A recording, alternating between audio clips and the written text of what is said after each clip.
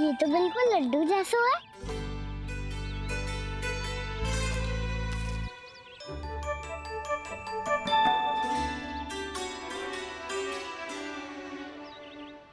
और ये गुड़ की डली खाऊं कि ना खाऊं?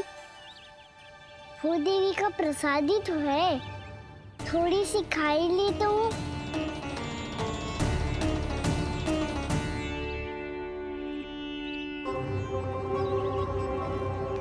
ये तुमने क्या किया कान्हा?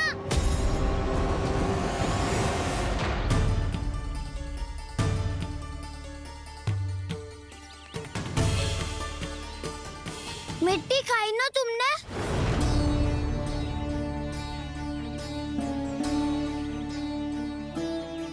मिट्टी? तू तो मिट्टी को ही माखन से पीट के खाओगे कान्हा। कितनी भूख लगी थी तो किसी के यहाँ जाके माखन खा लेता। बलराम, ध्यान रखियो कि जे फिर से मिट्टी ना खाए। यदि तूने फिर से मिट्टी खाई ना तो तेरे दाऊ मुझे सब बता देंगे। चल छोटी माँ के पास। दाऊ, हम तो एक दूसरे के साथ ही है ना? ना, इसमें मैं तुम्हारा साथ नहीं दूंगा। छोटी माँ को वचन दिया था ना मैंने कि यदि तूने फिर से मिट्टी खाई तो मैं अलग से बताऊंगा। बलराम, कान्हा की चुगली करेगा तू?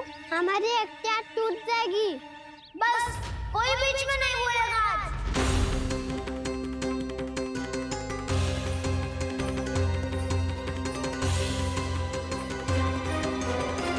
पर इससे मिलकर मैं स्वयं धन्य हो गया हूँ। जी कैसी बातें कर रहे हैं महाराज? लल्ला को मिलके धन्य हो गए का क्या अर्थ है?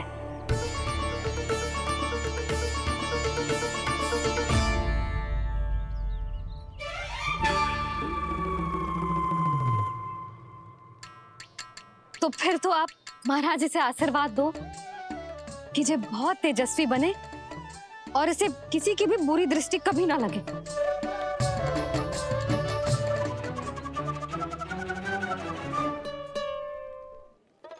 प्रणाम। आयुष्मान भव। नंदराज, अब मुझे आज्ञा दीजिए। आइए महाराज। कल्याण हो। राधे। पर मैया,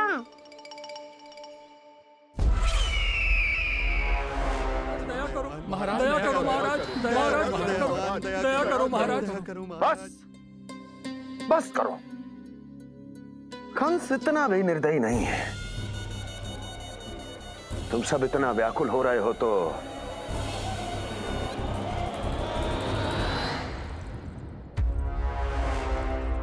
मेरे पास एक उपाय है।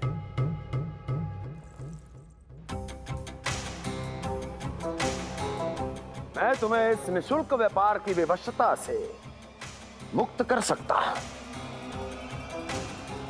यदि गोकुलराज नंद अपने पुत्र के साथ यहां आए तो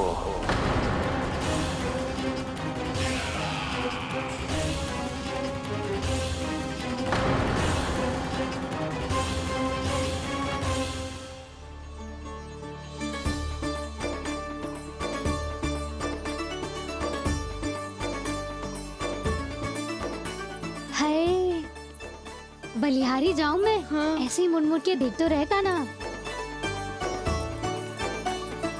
कान्हा, मार्ग पे चलते समय पीछे ना देखा जाता है। सीधा देख, वो भी उनकी ओर जो तुझ पर उल्टा सीधा आरोप लगाती है। चल सीधा। एक बार ठीक से देखने तो दो। क्यों भला? क्योंकि हमारा चित्त बसतो है जशोदा तेरे लल्ला में। क्योंकि आपके लल्ला ने हमारा चित्त चुरा लियो है जसोदा जी।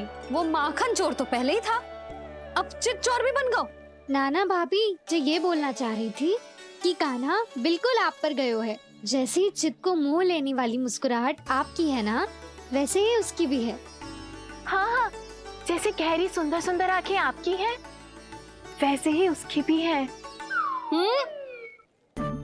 कस्तूरी, सावित्री, अब चाहे कितने भी प्रयास क्यों ना कर लो, मुझे मूर्ख ना बना सकती। और जे माखन लगाने की तो आवश्यकता बिल्कुल ना है। तो क्या आप मिलने दोगी हमें कान्हा से?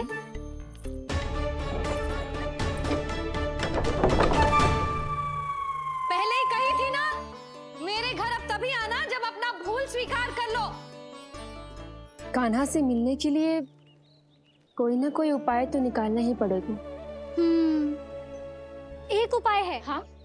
भाभी, चाची, हम सब ना यहीं बैठ जाते हैं। कान्हा कभी ना कभी तो आवेगा ही। हाँ, मिलने देने का तो प्रश्न ही ना बनता।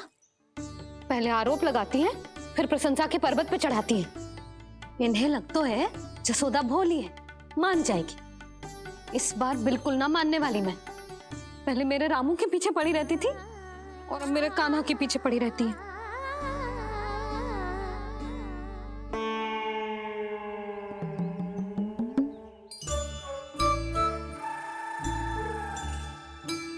तू क्या सुन रही है? तू भी तो उनमें से ही है। भाभी, मैं कल फिर से आ जाऊं ना? आना तो पड़ेगा। एक दिन में रन्नत पूरा थोड़ी हो जाएगा। सही कही कान्हा ने, आना तो पड़ेगा।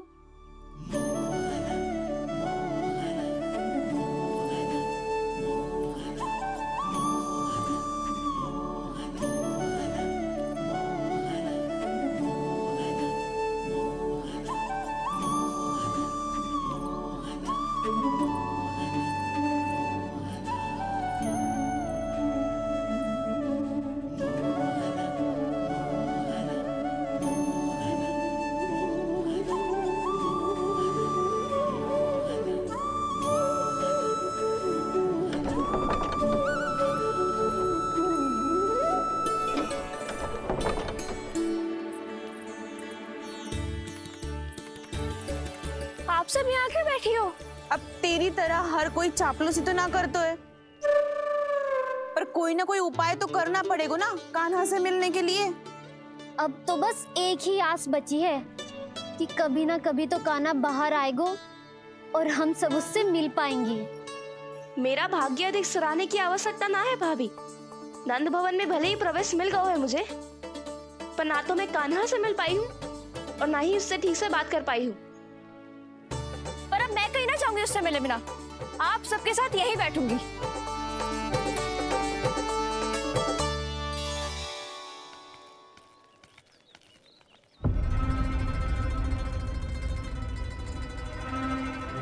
नंदराज,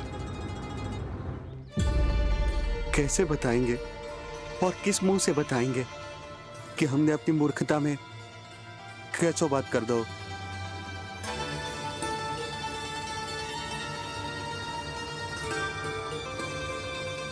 भानु, बजरंगी, क्या हुआ?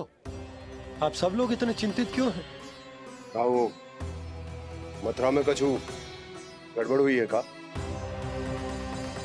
चिंता मती करो आप लोग, जो भी कुछ हुआ है हम सब मिलकर संभाल लेंगे। आप सब लोग थके हुए हैं, तनिक विश्राम कर लो, उसके बाद हम बात करते हैं।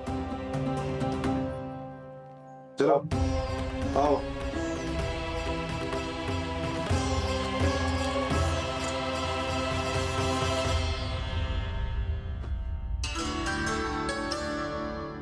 तो मुझे ही कछु करना पड़ेगा।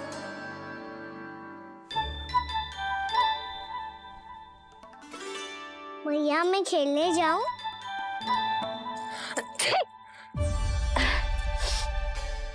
बोलो ना भैया, मैं जाऊं? ना लल्ला, अभी छींक आई ना, ये शुभ संकेत ना है। गड़बड़ तो हो चुकी है मैया। ये लीजिए, जल ग्रहण कीजिए। लीजिए, पीछे।